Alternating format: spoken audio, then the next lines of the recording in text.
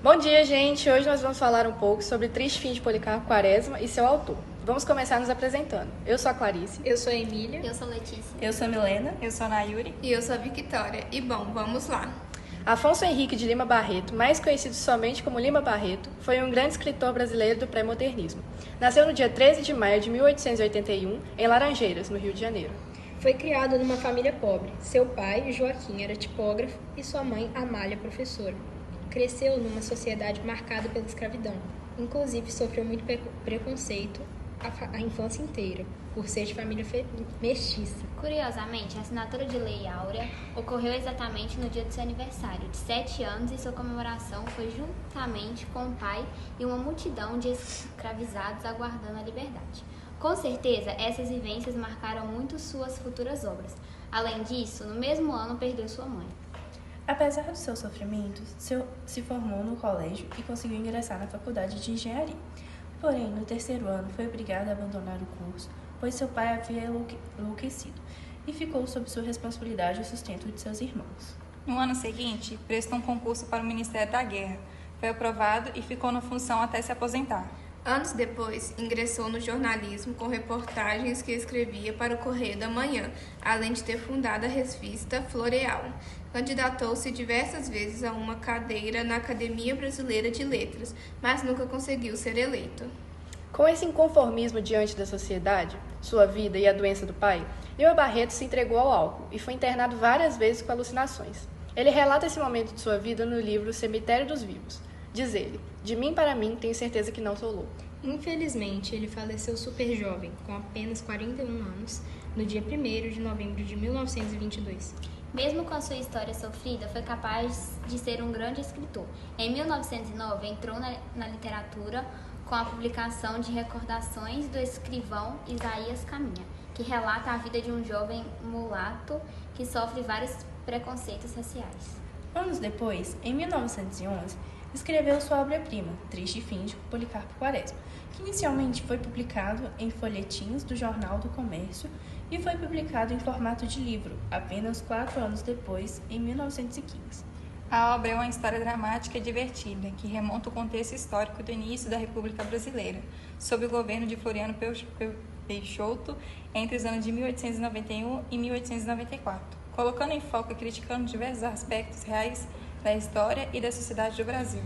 Isso tudo na visão de Policarpo Quaresma, um nacionalista, fanático e muito patriota. Lima Barreto narra com maestria o destino trágico e cômico do idealista e ingênuo Policarpo, que é completamente alucinado a fazer o Brasil um país grandioso. Ele dedica a vida a exaltar as riquezas do Brasil. Para ele, as terras do país são as mais férteis do mundo, as tradições indígenas são as mais apropriadas, a ordem e o progresso são os mais belos ideais. Ele acumulava centenas de livros literários, históricos e geográficos sobre o Brasil.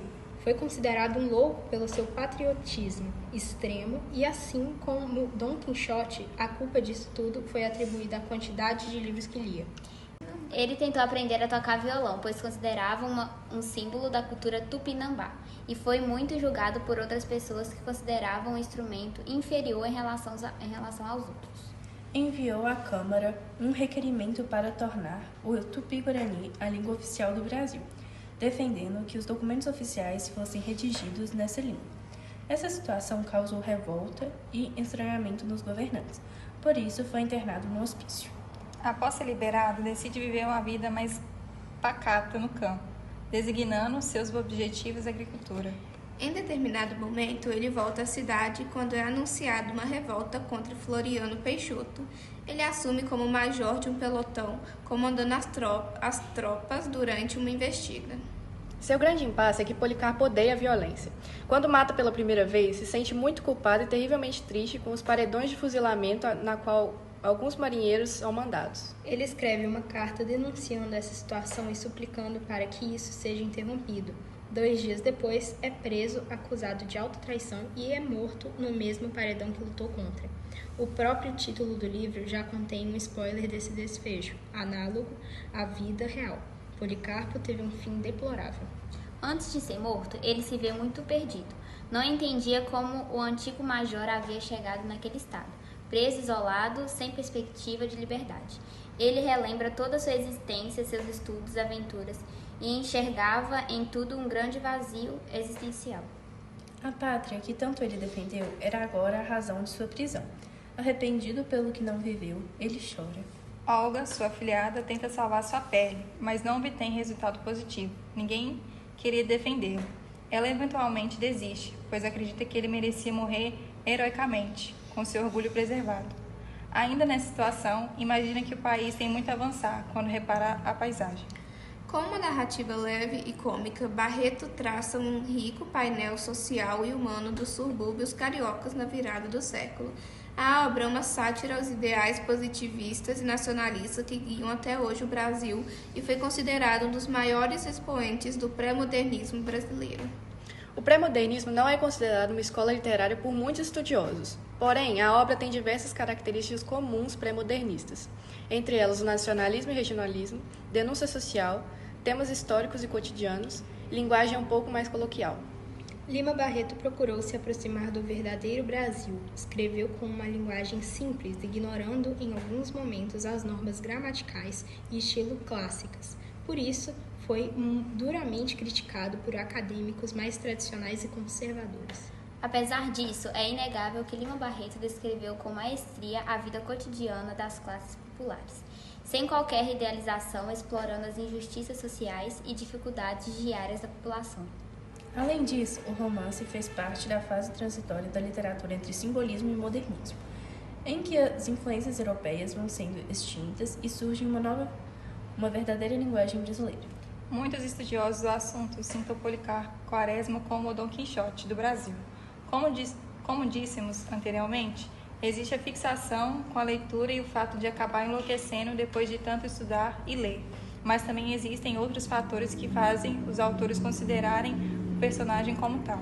O título de Major no fim do livro é atribuído oficialmente, porém durante sua vida toda foi referido como Major Quaresma, sem nunca antes ter entrado no exército, assim como Quixote, que detém o título de fidalgo sem ser de fato. Outra característica comum é que os dois levavam uma vida simples e sem grandes preocupações e se colocaram por conta própria em situações desagradáveis. Outro ponto a ser discutido é a forma que são colocadas as personagens femininas no livro, sempre de forma inferiorizada em relação aos homens, reflexo da estrutura machista extremamente presente na época. As três personagens mulheres principais do livro, Ismênia, Olga e Dona Adelaide, vivem em função dos homens. Uma é abandonada pelo noivo e definha até a morte. A outra é afilhada de Policarpo. Se entrega ao casamento contra a sua vontade, apenas para obedecer uma convenção social, e a última vive ao lado do irmão, Policarpo.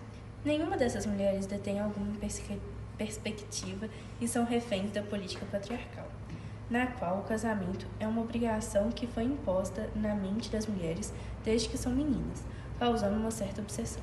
O livro é muito interessante, principalmente por retratar com precisão o cotidiano do início do século XIX. Muitos dos acontecimentos da obra são verídicos em relação à vida real. O mais notório é o comportamento duro de Floriano Peixoto, que ficou conhecido na vida real como Marechal de Ferro. A obra ganhou uma adaptação cinematográfica em 1998, intitulada de Policarpo Quaresma, Herói do Brasil. O roteiro foi adaptado por Alcione Araújo e teve como diretor Paulo Thiago. Agora, falando mais especificamente da adaptação em graphic novel de Triste Fim de Policarpo Quaresma, acredito que seja imprescindível exaltar as belas ilustrações do livro, idealizadas por Edgar Vasquez. As cores são dispostas de forma a sempre remeter à bandeira do Brasil, sendo predominante as cores verde, amarelo e azul em todas as cenas, o que é uma ótima jogada considerando que a história conta sobre um ultranacionalista. Além disso, o roteiro é muito bem elaborado, resume bem a história para leitores iniciantes, já que o livro original é um clássico com uma linguagem que pode assustar algumas pessoas no início.